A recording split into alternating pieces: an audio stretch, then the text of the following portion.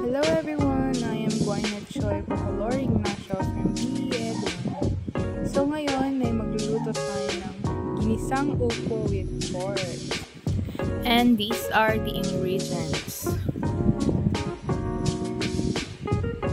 This is the oil,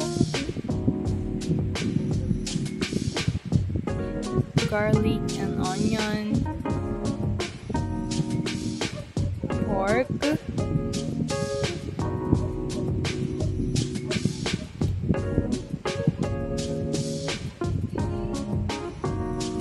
and this is the bottle gourd or known as upo,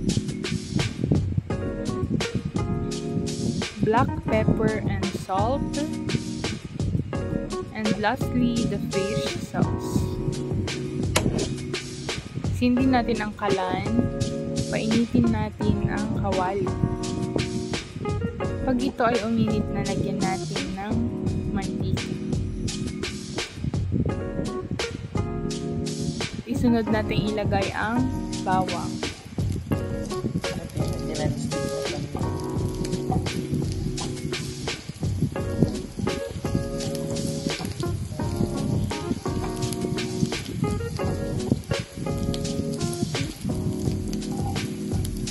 At isunod din natin ilagay ang sibuyas.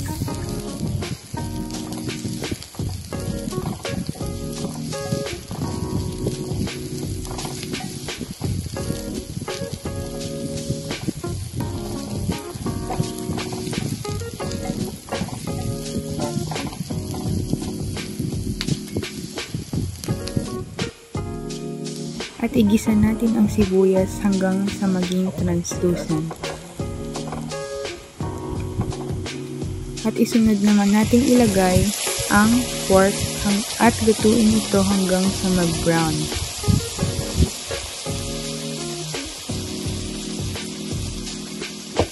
Pagkatapos natin itong maigisa, lagyan natin ng konting asin,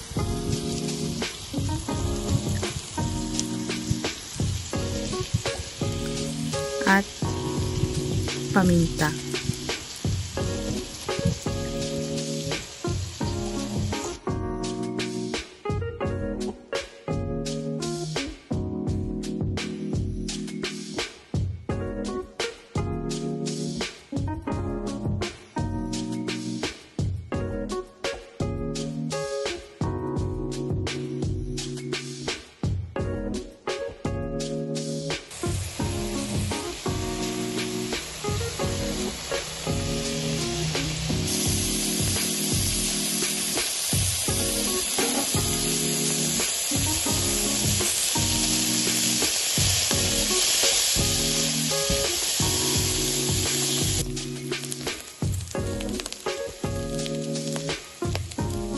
Kung ganito na ang ating pork, ilagay na natin ang upo at haluin ito ng maigi upang maigisa ito ng maayos.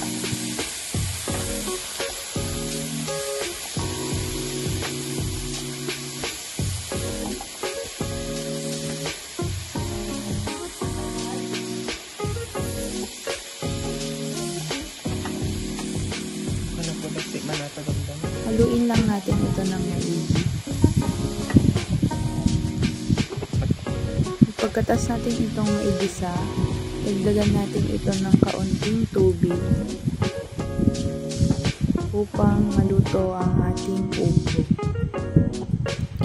At lagyan naman natin ito ng kaunting fish sauce or bagoong upang magkalasa ang ating niluluto. Hayaan natin itong maluto sa loob ng 5 hanggang 7 minuto.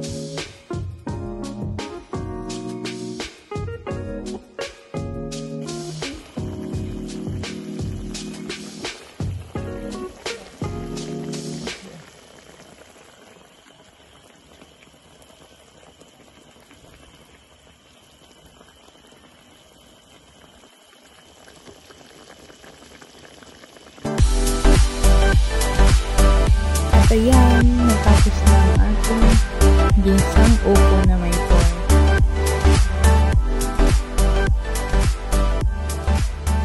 That's all. Thank you for watching.